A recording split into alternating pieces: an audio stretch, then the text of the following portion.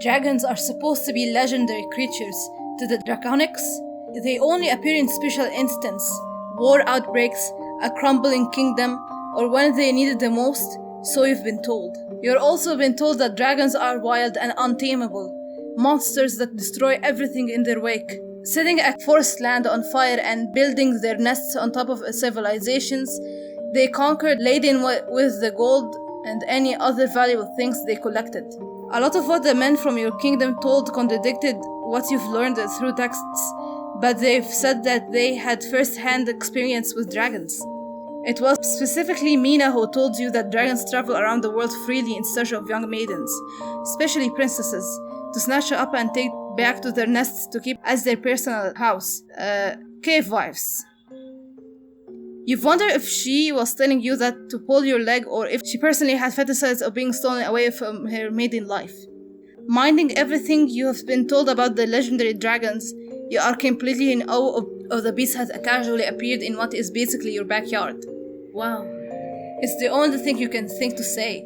It watches you, eyes narrowed with its tail sweeping the floor, causing the nearby bushes to dance with the dragon's currents. You have no idea where to go from there. You've never been taught proper dragon etiquette.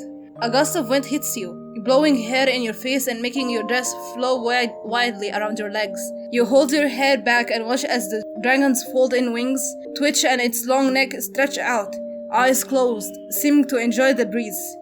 Its wings expanded and your body is encased with goosebumps at the sight. The seemingly thin skin of the wings reflect the curling sky before flashing a gleaming vermilion orange.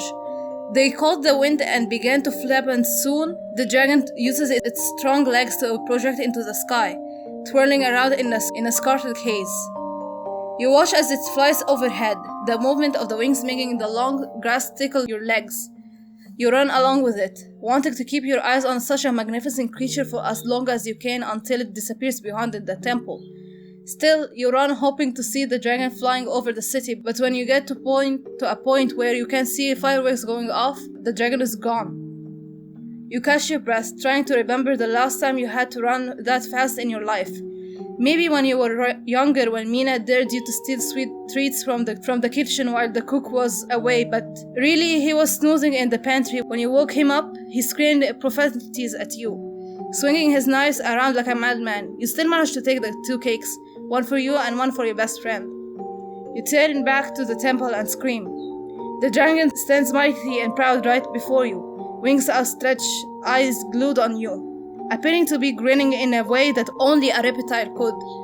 If the sun was in the other direction, the beast would have cast a shadow on you, alerting you that it was there. The ground didn't even shake when it landed. You can't just... You began yelling before realizing just what exactly you are talking to. Sneak up on people like that. The dragon tilts its head and huffs out its nostrils. Its front hand, or claw, palms the earth, crunching rocks and soil together, snapping them back behind it. The expression on its face didn't seem threatening, but the action is telling you otherwise. A rumbling escapes the dragon's chest, and the cracks of its crimson neck begins to glow a fiery orange. A wave of sudden warmth hits you.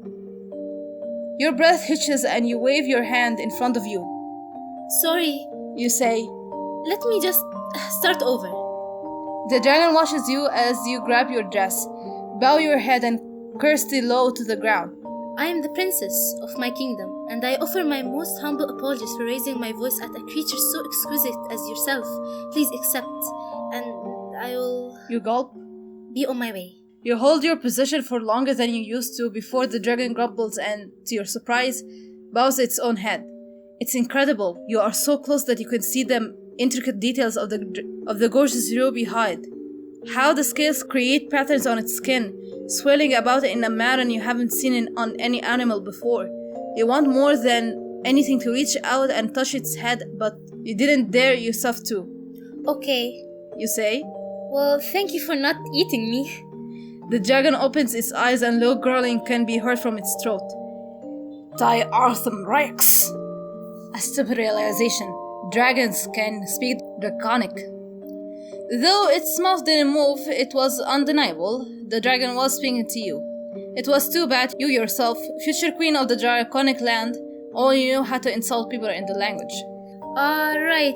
I don't speak draconic, so maybe I should get someone that does? You made a move to get around the dragon, but it wiggles itself in front of you. Head still bowed, blocking your path.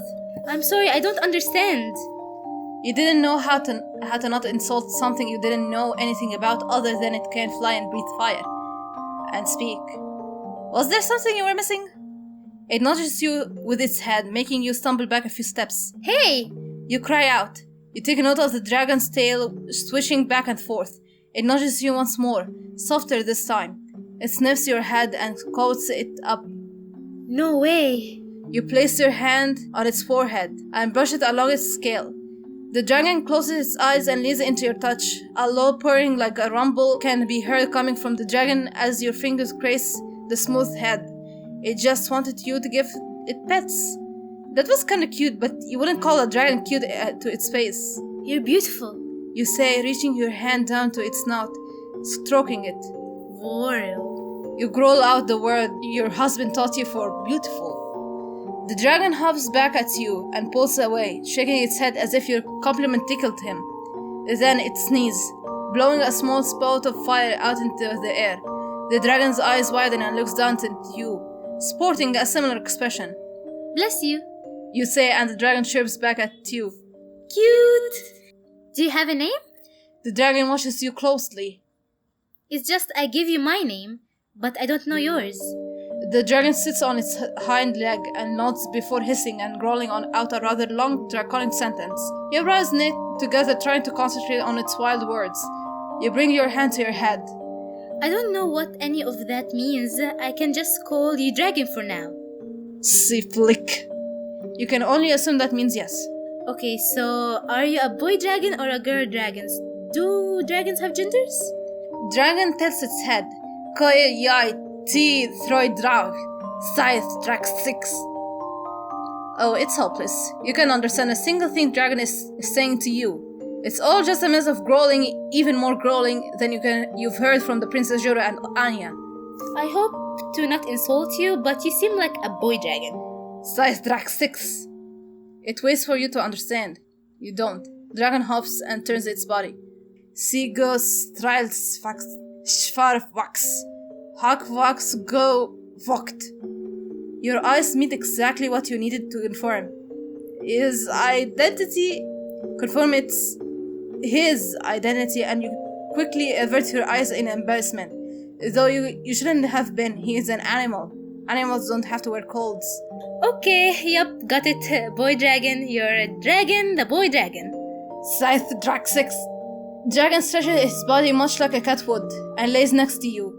He eyes you and waits for you to follow suit. You didn't expect that one of your first day at the Kirishima temple would be spent with an actual legendary creature, one you've only heard tall tales about it. You didn't expect the dragon to be sociable or would want anything to do with some girl from a different kingdom who didn't understand a lick of what he is saying. You didn't expect that he would gladly sit next to said dragon, watching festivities from your new kingdom off on a hill near your new home. But you did, and you didn't expect it would be so comfortable. Besides the crackling of the fireworks and you occasionally making comments, the dragon only responded in grumbles. It was silent for hours. When the sun set, a wave of large, bright fireworks lit up the night sky in spectacular golden waves, signaling the end of this festival. Draconics thrived during the day. It was the social hours when the sun was out, the time to bask in its worth with one's family and comrades. Only for important events, such as your wedding, the Draconics go all out even after the moon lit up the land. They stayed out for parties and for war. On any other day, the sun disappearing meant it was time to simmer down and relax. It was opposite of your kingdom, or it used to be. Before magic was banned, your people thrived off the power of the moon, going out each night to retrieve water that trickling down into a stream from a waterfall that was said to have a lot of healing properties. The water would be brought to magic users in those times. Enchantment rituals would take place, often during into a party of their own. After the magic was banned, The rituals turned into holidays where stories of your people would be acted out with a lot of special effects would be put into place to signify magic.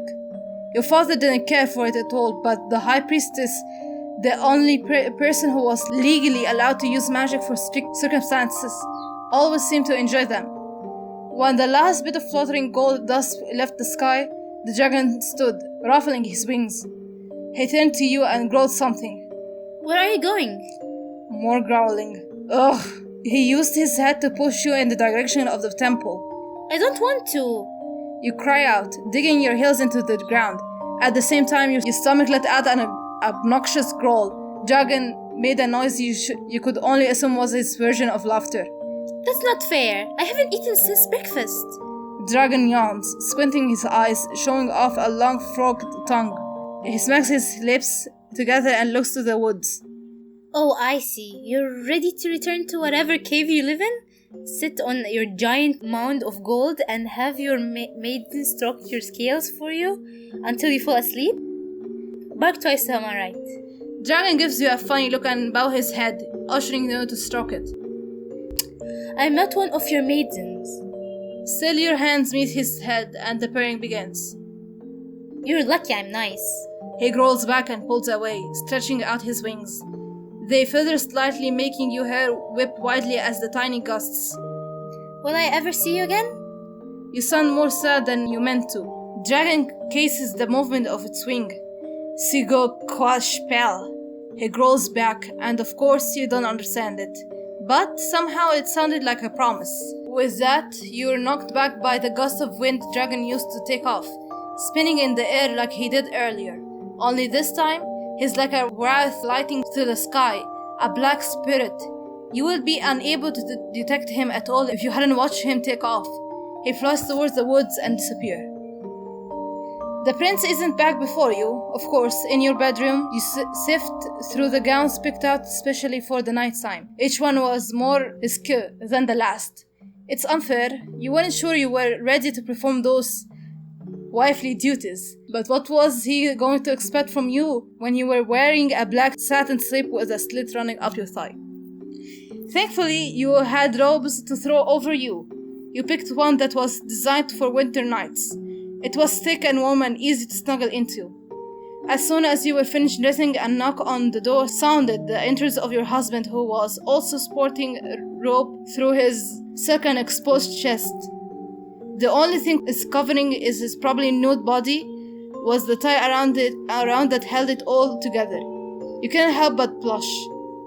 How was the festival? Loud, he says, stepping into the room, ruffling his red hair. You relax a bit. He seems tired. But the ending fireworks were incredible. They really outdid themselves. I wish you could have seen them. I did. You blurted out. From here, I mean, out there. On the hill. Over there. You point in the direction of the hill you and the dragon sat on though you are really just pointing into a wall. Yeah, were you alone? Your heart starts to beat obnoxiously fast. It was such a simple question. There wasn't another person around, no. For whatever reason, you didn't feel like you can lie to Ujiro, but wanted the dragon to be a secret. Something you could have for yourself for at least the time being. Interesting. It's too silent. Ijuro makes his way to the table where various liqueurs are set up. Would you like some wine? Maybe in a bit. Shoot, what the hell? Was he trying to calm your nerves so he could ravish you? No harm will come to you as long as you are in my temple, especially not from me. You remember his words from earlier. Ijuro is a good man, and he was going to be a great king. He wasn't going to make you do anything you didn't want to. Was he? He turns to you and looks down at your gown. You're cold? Maybe I will have some wine. You take the glass from his hands and sip it, slower and more politely than you did before, even though it's bitter. It would be much easier to gulp it down. He washed your lips on the glass.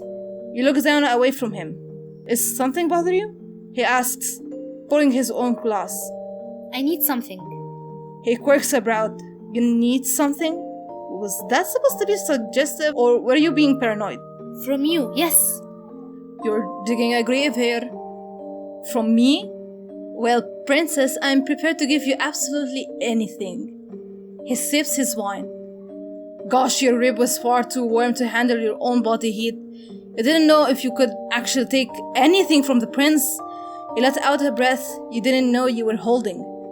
I would like you to teach me more draconic. Princess Jiro looks you in the eyes and grins.